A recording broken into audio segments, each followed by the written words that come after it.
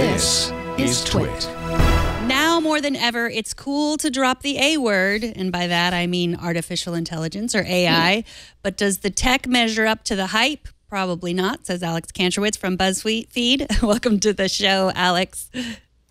Thank you for having me. Okay, so Starbucks has AI, Mastercard has AI, even the Echo Look that we just talked about uses AI to give you fashion advice.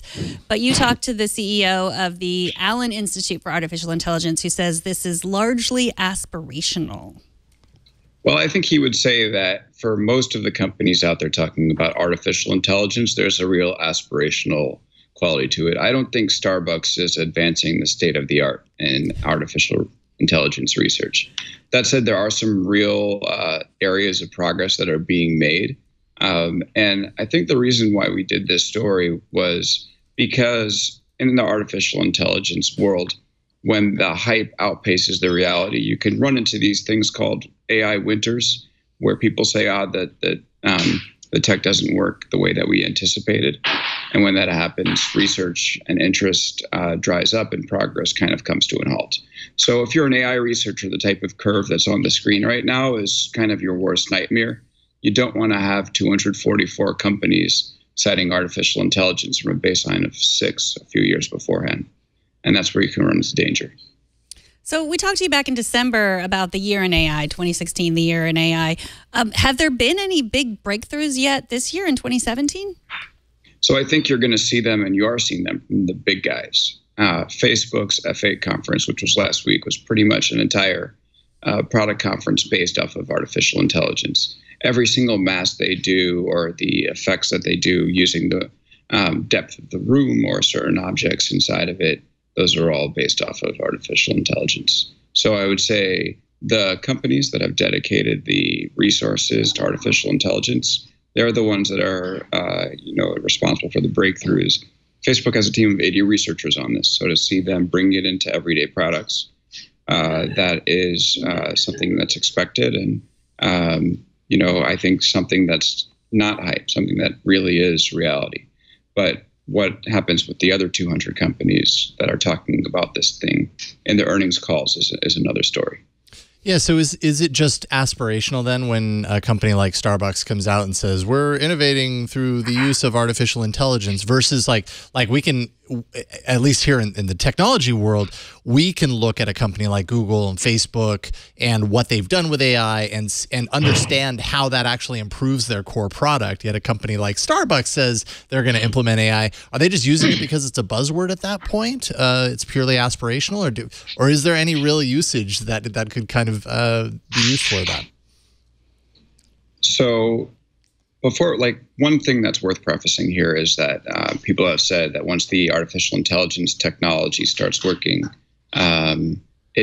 people start calling it artificial intelligence. They just call it technology. Right. That said, there's a lot of companies that will want to convince you that they're on the cutting edge of this stuff. And one of the things that Oren Etzioni told me in our call was that artificial intelligence isn't plug and play. It takes a lot of work to get these things moving in the right way. Facebook, for instance, has a research group and an applied machine learning group. So they have a full group on staff that's their only job is to put this stuff in action. So I would go out on a limb and say there's a number of companies that are talking a big game, but the actual products don't really follow what the rhetoric sounds like. So correct me if I'm wrong, but it seems to me that AI is only as good as the people designing it and the information that it's being fed. So take something like the Face app that has been in the news. It was the app that would make you look old or young or hot, which their neural network, their AI decided hot was white and whiter, no matter what color your skin was. So is that would you say in a situation like that, could you say that's the fault of the information that it's being given or the fault of the people designing it?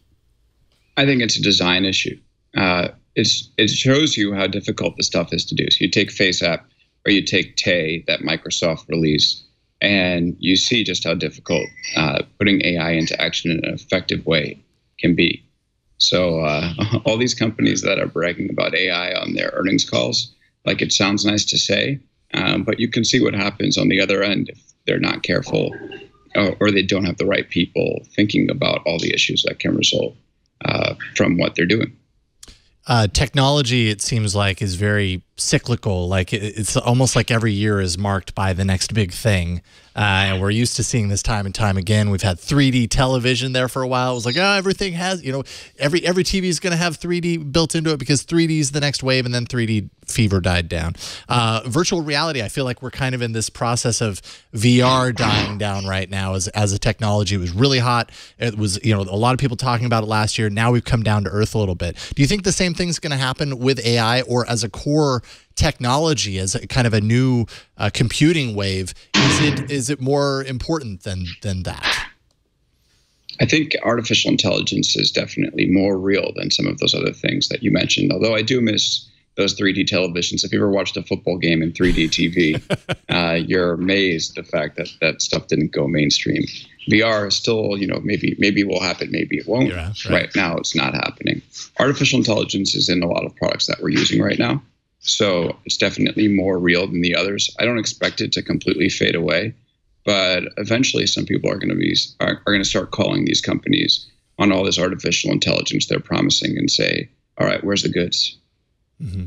So on earnings calls, do you hear people talking about AI and neural networks and machine learning and using them interchangeably? And is it accurate to use them interchangeably, or can you explain how they're different? I think it is accurate to use them interchangeably, just because it's a very complex world that we're living in, and you don't want to assign one or the other. But basically, artificial intelligence comes in 3 flavors. The 2 most important ones are narrow AI, which is artificial intelligence that can be used to do specific tasks. And that's where a lot of machine learning is working right now. Image recognition, speech recognition, being able to play games like chess and Go. That's all narrow. And general AI, general AI is artificial intelligence that's on par with human intelligence, which we don't have now. But it's like the same AI that can do all of those things combined and not designed for a specific purpose. That's where a lot of these companies are trying to get. And so some researchers will say, artificial intelligence, you can only apply that label when you get to general AI. But I guess it's a personal preference. For me, I'm more liberal on it and say, if it's machine learning, you can call it AI, and we won't get mad at you. Okay. Well, so would you say that the AI winter is coming? I think there's a risk. I think there's absolutely a risk. I just finished up a profile of Facebook's head of artificial intelligence. And this is a guy who had the answers in the 80s, but went through a number of different phases in his career where he wasn't even allowed to go and present papers because people thought that his ideas were so out there and would never work. And it ended up being that they worked. But one of the things that he told me was people were saying that AI could solve all the world's problems in the 80s.